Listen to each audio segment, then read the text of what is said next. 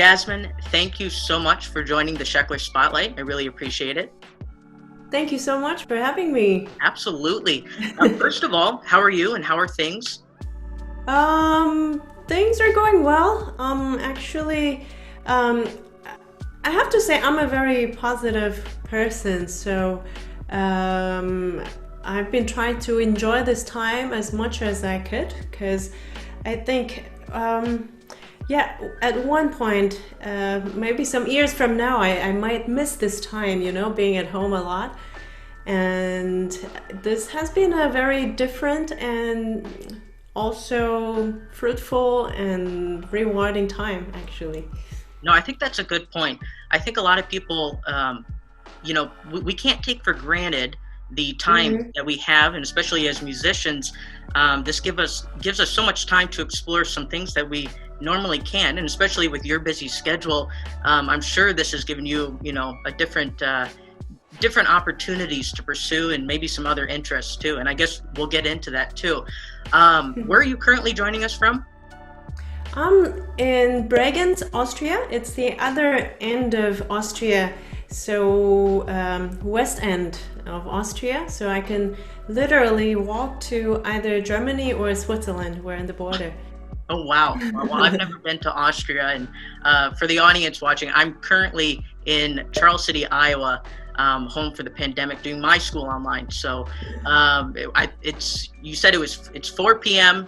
in Austria right now, and it's in the morning. We were just talking before we joined that I had my pot of coffee, and you've been enjoying your day. You've had a full day already. So thanks for doing this again.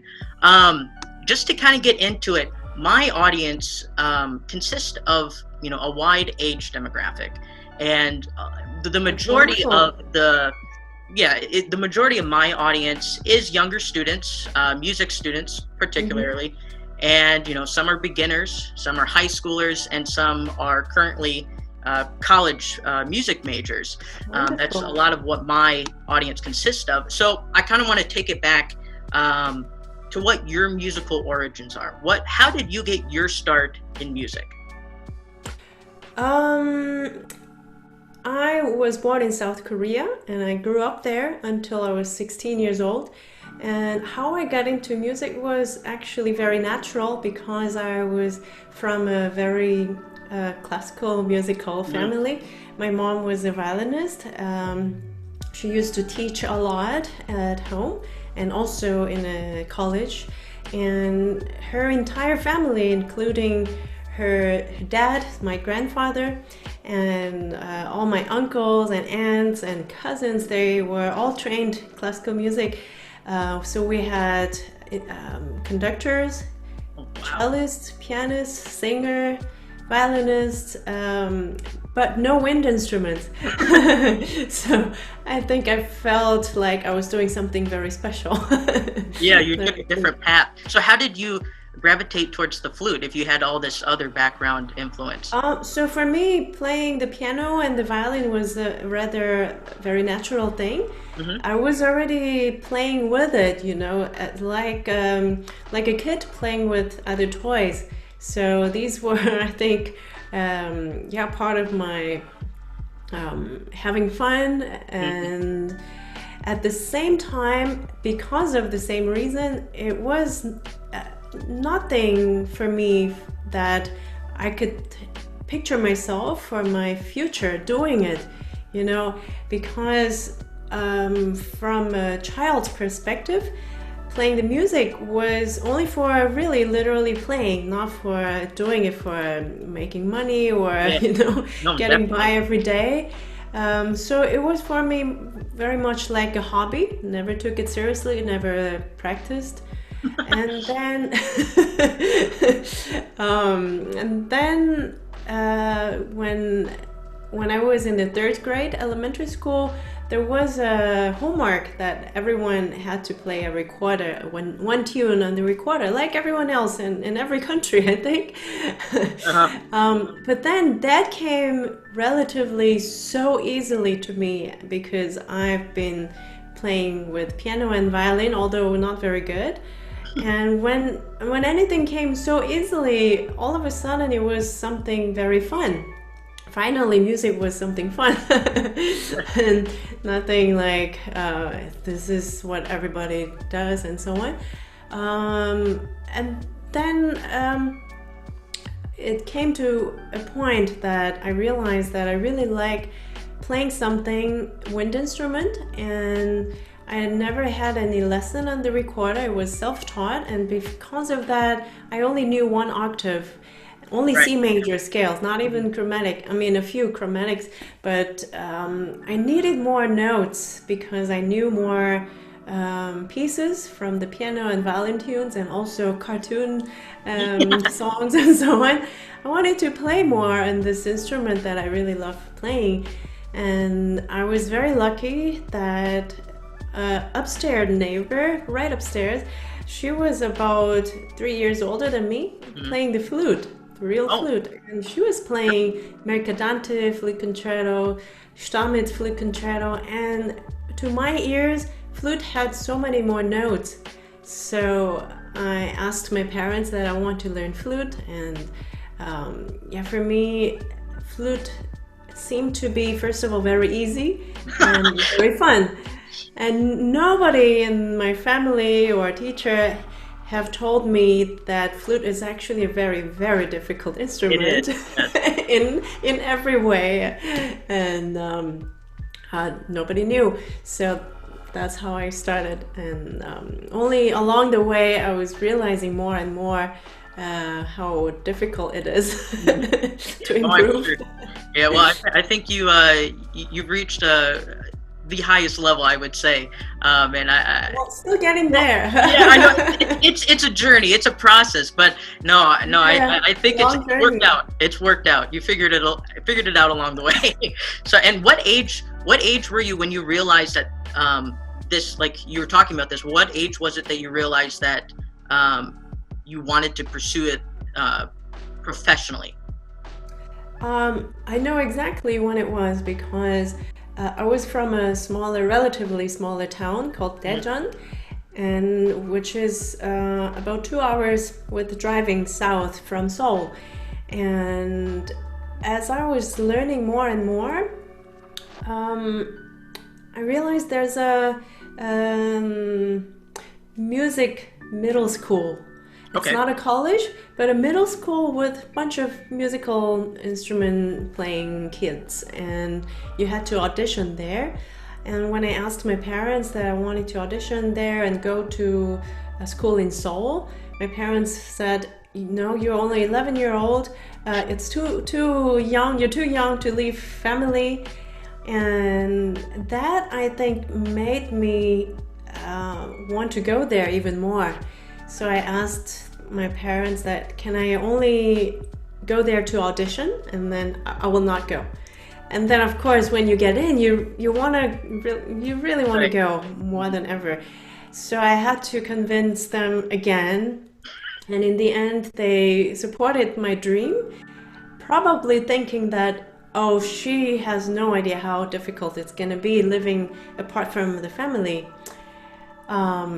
Of course, I didn't know, and when I went to Seoul, I was by then 12 years old, and I still remember to this day, it was such a strong emotional shock for me that I realized life could be really hard, you know?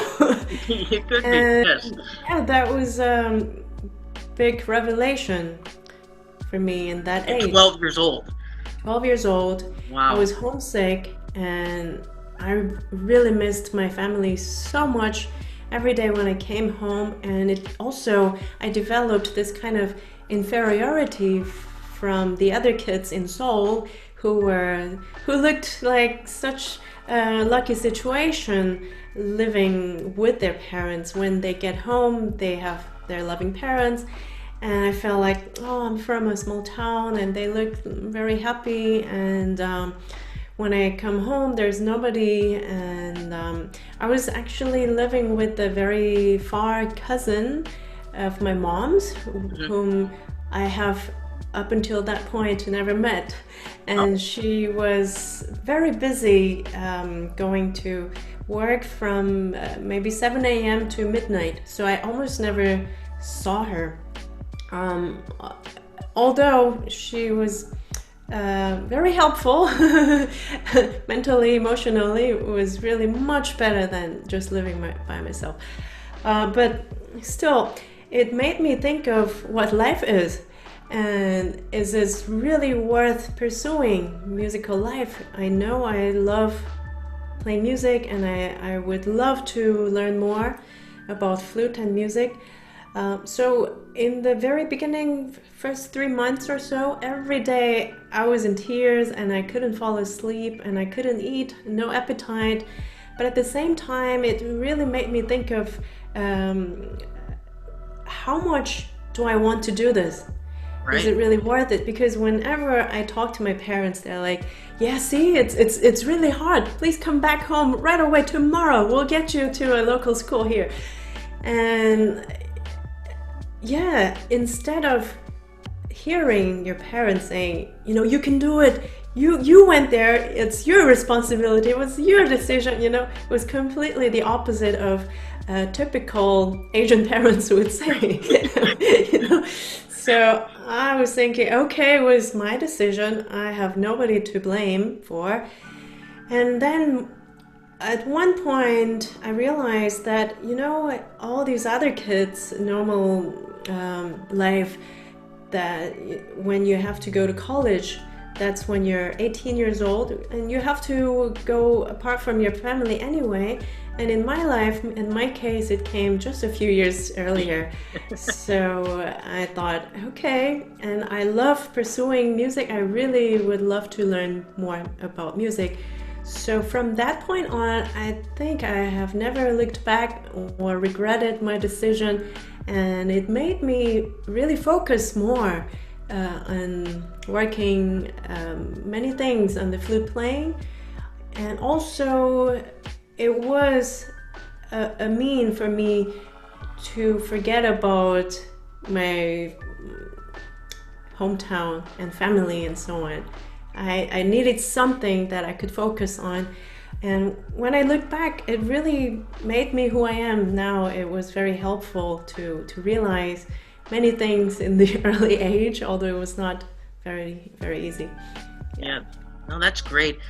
You know, I find so many people, some young students, they're not lucky enough to find their passion early on. And, you know, I think we can't take the time that we have with our parents and the time that we have early on to pursue our passion. So, you know, I encourage everyone, you know, if you really love something, to just stick to it and really, you know, put all your heart and soul into it like you did. And I mean, there are friends that at a young age who pursue their passions, but, you know, I just hope that people have that community around them to help encourage them to pursue their passions, because I think there's a lot of people who, at least here in Iowa, a lot of people who grow up and they say, oh, well, I'm going to become a doctor because it makes a lot of money. And it's not because, you know, the passion. So I think it's important for us to pursue our passions.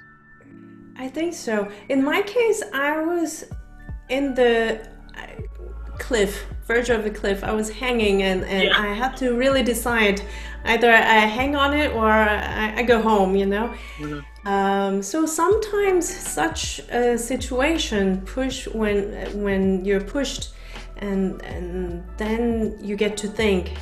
And you're right that a lot of musicians, for example, we realize, when I see young students, they realize after they get into a college, you know, I thought it was my passion, but, you know, at the same time, they realize they have never really thought about it, how hungry they are towards music, because without this kind of sacrifice and passion, it will be really hard, you know.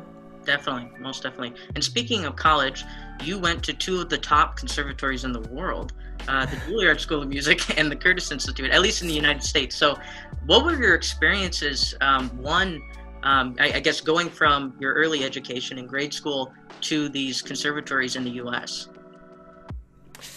For me, the difference was very big.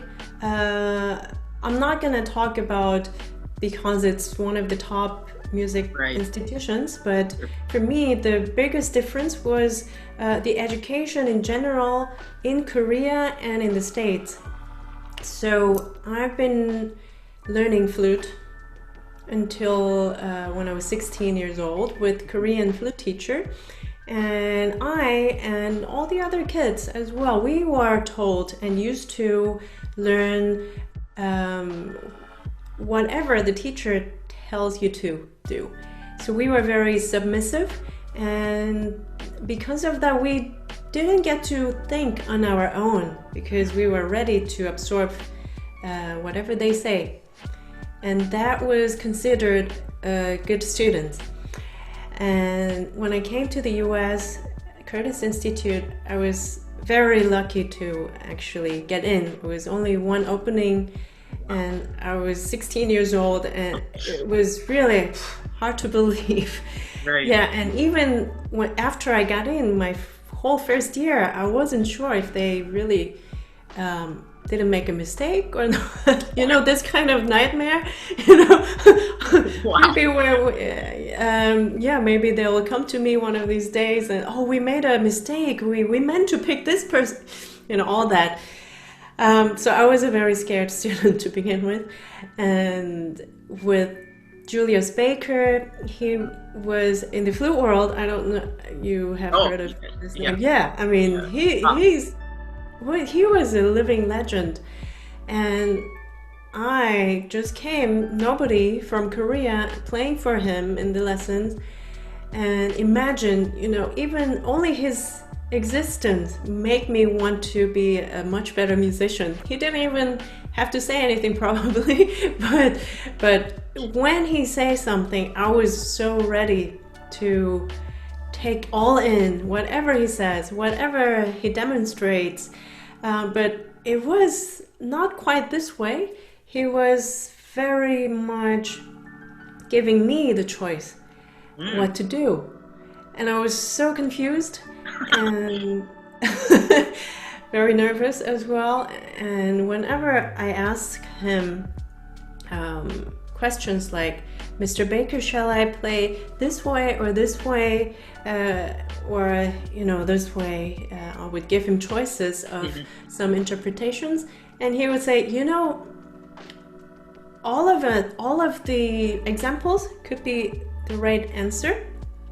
But if I pick for you, that's going to be my music. So for your music, your interpretation, you have to pick your own music, make your own color, make your own personality.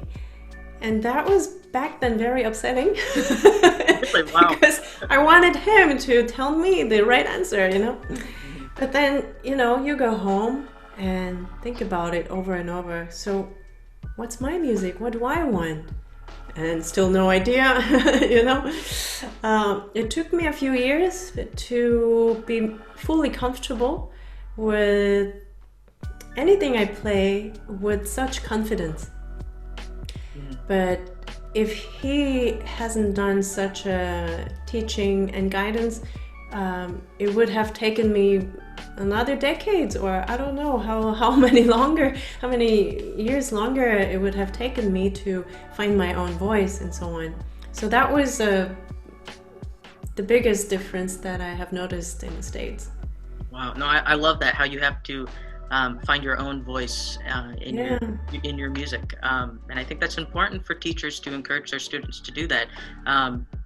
And, you know, I feel like when teaching my own students, I feel teaching, there's so many things that I learned myself that helps my playing get better too. And now you're teaching yourself, aren't you? You do some teaching. I learn a lot whenever I teach students. I actually don't teach any private students, but since the pandemic, I thought, you know, these kids at home, no school, especially, you know, when everything was locked down. In the beginning stage of the pandemic, nobody knew what was happening. Nobody knew what to do. We were more so in a depressed mood than right now, 6 months later. We kind of, you know, are getting used to it. But in the beginning, it was very grew me, and I thought, what can I help? How can I be somewhat helpful to these younger kids? And I realized I have many followers on the social media and YouTube. So I started doing live streaming and teaching little kids, taking all the questions, answering and showing, demonstrating. And also I figured that when this kind of classes are over, it's hard to go back and click. So I thought, oh, maybe if we stay in one piece and talk about this one piece, go deeper and talk about it, and with all different examples, with the student videos sending to me, we will learn a lot. And this is actually something you can come back to whenever you learn this particular piece or excerpts. So that, took me another many weeks and a lot of passion, and in the end, you're right, I have learned so much as well, and in the end it was win-win for everybody. I was happy, they're happy. Excellent. And so where can they find, if they're looking for these videos, where can they find them? On my YouTube channel, it's called Jasmine Choi. There is a playlist folder called Learning Together. So, I mean, you can just search for Jasmine Choi, Learning Together, and then there are a whole bunch of live streaming. So every one of them, it's more or less 1 hour. And in the beginning, I was showing how to warm up and, all these most asked questions, because I get a lot of emails from youngsters and messages, and a lot of them, are pretty much the same. And I try to write personal messages to every one of them, but I realized, all these same questions, I don't have to write another long email. I just want to send them one link, Yes. So, in the beginning, I made such answering video. So warming up how to warm up for 1 hour video, and how to memorize music very well, because I play most of the pieces by heart, and how not to be nervous, so that's another 1 hour video, and how to inspire yourself, especially during this lockdown time and so on. So it also made me to be more organized in my head, Sure. When you're doing it, you're just doing it, but in order to explain to somebody so that they can also understand, I had to, figure out and analyze what has been going on. How do I do what I do, right? Yeah, what I have been doing. Yeah. I just have a couple quick questions. I want to, because we are, living in this pandemic, and people are having a different, things are changing. I think in the arts world, it's going to be interesting to see. Interesting to see how people receive music, coming out of this, and I think in Europe, you have in-person performances now, right? Yeah, it's actually happening. I think in Europe, the concept is more like when you can do it with smaller audience. That kind of concept. We have much less audience, of course, but with big precautions and distance. So they tend to give me a choice. Would you still come with such less audience? I'm like, if they outnumber us on stage, I'll come. That's a good plan. Yeah. Where do you see, especially in classical music, there's the age-old question, is classical music dying? Or how do you see the route of people receiving classical music, and how classical musicians are sharing their music? I know that you share your music, on YouTube in different virtual ways, and maybe we'll see that in audiences. What are you seeing? I mean, I know you mentioned you still have live performances, but how do you see classical music being received in the future, especially after this pandemic? I think classical music has been never popular. That's why it's never called popular music, I guess. But there has been always a core audience, and we stemmed out of house concerts. We started small, and only lately, concert halls have gotten bigger and bigger. And when you only see the number of audience and musicians, we were having the best time, I would say, only in that population regard. And of course, these days with the pandemic, we have faced a lot of difficulties. It's such a hard time for every performers and music lovers as well.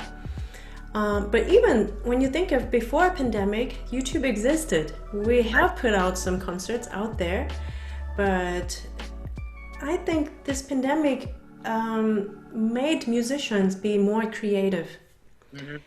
When you have some kind of deficit, when you're pushed away at the verge, and we started embracing the technology. So when you look at big organizations like big concert halls or big orchestras, they have been, I would say, rather conservative. We're only considering live music because that's the only great music. That's the only way you should do. And in a way, I had some kind of, not so much, but deep down, I had some kind of guilt putting out videos on YouTube because that's not the right way to listen to classical music. But nowadays, they're more embracing. Join us in our live streaming, So this is becoming more okay concept. Yeah, no, it's interesting, and I'm glad you talked about how people are so creative during this time, and not even so much in the arts. And like you said, we have to have a positive outlook on some of these the times that we're in, and not take it for granted. But I think even not so much in the arts, but as well as in the sciences, people are being so creative, with different, in the health field, so creative. And I think it's, when we look back at it, we're going to be like, wow, this was a really important time, and so many good things did come out of it. Also, this kind of virtual concerts, virtual music videos, you put two voices together, that could have been a big no-no before pandemic. And nowadays, you have put together, hundreds of people, and we're like, wow, that's possible, that's cool. Imagine if this kind of music videos happened some years ago, it's cool, but that's not how classical music should be, Exactly. So in a way, I'm glad that people are more embracing the technology. And of course, we all know the live music is the best way. But if there's not, it's okay to give another option, only for those of you who are willing to watch still. Absolutely. But at the same time, I do worry, and I do think that the golden time for classical musicians in terms of earning money, it's probably gone, the golden time. But it's same idea. So what do you do if you cannot earn money through playing classical music from the pure live concert? I think it's the same concept. If you can only cling on to, okay, I'm only gonna make live concerts, no online. But same idea with this. A lot of musicians are jobless or concertless, and we are faced in making choices. Like you're staying in the same way you've been used to, or because we are all in this together and we are all faced in a difficult time, you can choose to be more generous because you can still play music. And I think a lot of times throughout the history, musicians were not really meant to be earning money. I mean, a lot of them played anyway. And I know it's such an idealistic thinking, but then what other choices do we have? Are we not going to play concerts anymore because they don't pay us? Or are we going to still play on the street, or are we still going to stream music live through internet for free? It's a choice to make. But I do believe that this time, this pandemic time, when nobody's having their best time in their life, I think it's time for us to be helping each other and more generous. And then, who knows, more ideas, better ideas would come, and another world will open up. But what I'm saying is, going with the flow is more important than holding on to one concept and holding on to the world which has passed already. Because this is more rewarding life, and in a way easier to go with the flow.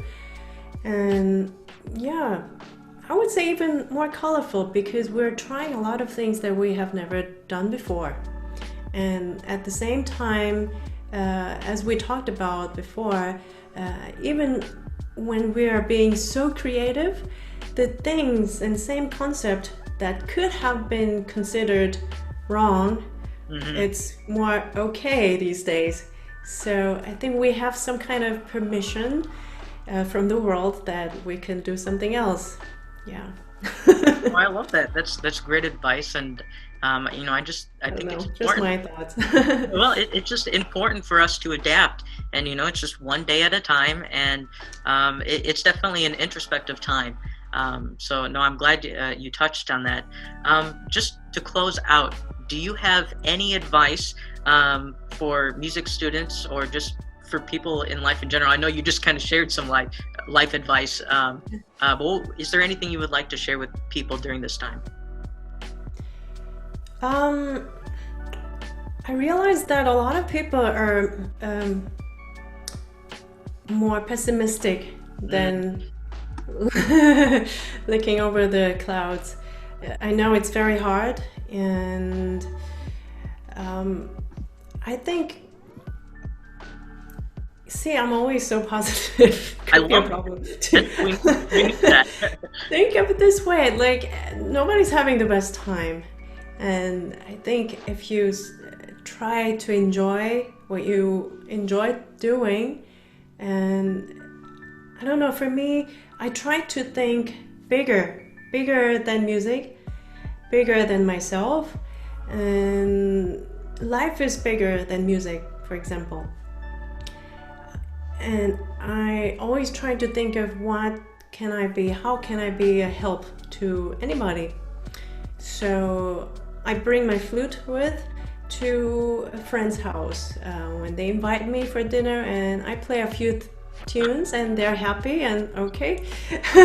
I'm fine. And all these YouTube learning together series, or I also do interview other musicians, and I write articles and magazines, and these things, I'm not doing any of this to make any profits, but it's for the community of being together, that I do such little things, but a few people can feel it was a very warm experience, or we learned a little more from this video, or your concert was inspiring.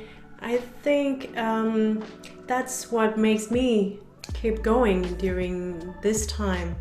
And yeah, otherwise, I don't know, I would be also pessimistic. I think the fact that you keep doing something and keep helping each other, being generous, and people are inspiring each other, I think it could be also a very beautiful time. People have, people are less busy, so we have more time to connect with each other. So I think emotionally we are in a better state.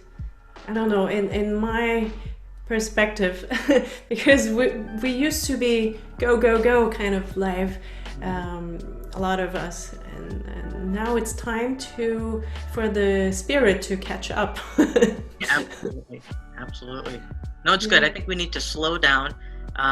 Just enjoy the time that we have. I know, especially here in Iowa, I get to spend time with my family. Whereas, if I was at school in New York, 16 hours away, I wouldn't have that opportunity. And so I'm just enjoying it, enjoying the time with family and friends that I don't normally get to see, and exploring new avenues and new passions during this time. Just Right. living life to the fullest. Yes, I think that's totally. so important. Beautiful. Yeah, so important. Yeah. Well, Jasmine, thank you so much for sharing Well, your thank you, time. Harrison, for having me. Absolutely. Your positive outlook on life has been absolutely just a joy, and this has just been truly a pleasure. So thank you Thank so you. I'm much. looking forward to the outcome.